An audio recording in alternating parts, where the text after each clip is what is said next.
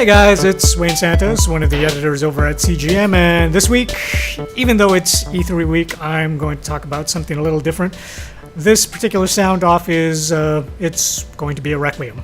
It's going to be a requiem for this little guy over here, the PSP, circa December 2004, and discontinued as of last week. So these guys are now gone. The PlayStation Portable.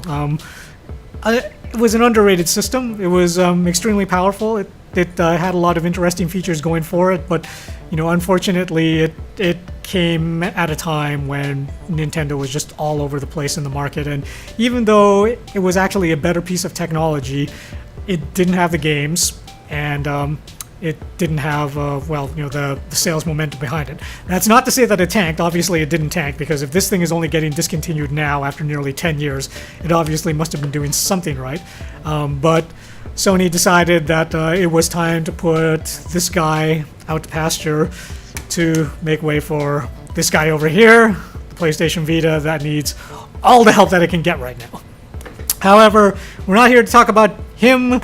We're here to talk about him. And I actually look fondly on the Vita, even though it did not have the same kind of media capabilities as the Vita, or it's like any smartphone that's out there today.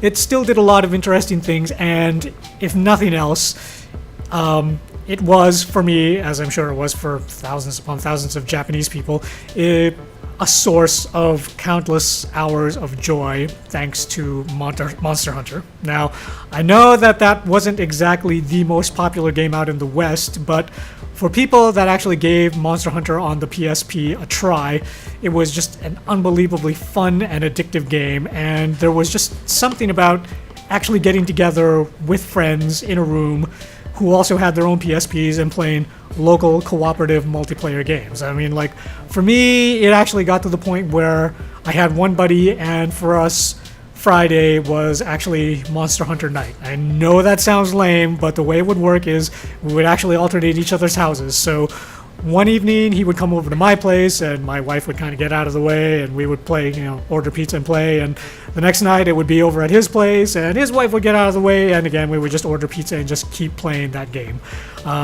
There were also other titles like Valkyria Chronicles 2. There were a load of Grand Theft Auto games. It was just an all-around really versatile and, for the time, extremely powerful system that had a lot going for it. It just never really got a fair shot at the market. So, to you, Sony PSP, I say you had a good run, and to you, the Vita, I would say things are looking a little rough for you right now, but it's like, hang in there, it could get better.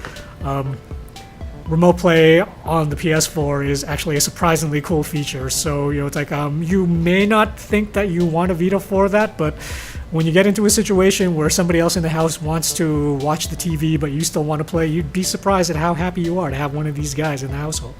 So, to the PSP, we say, sayonara.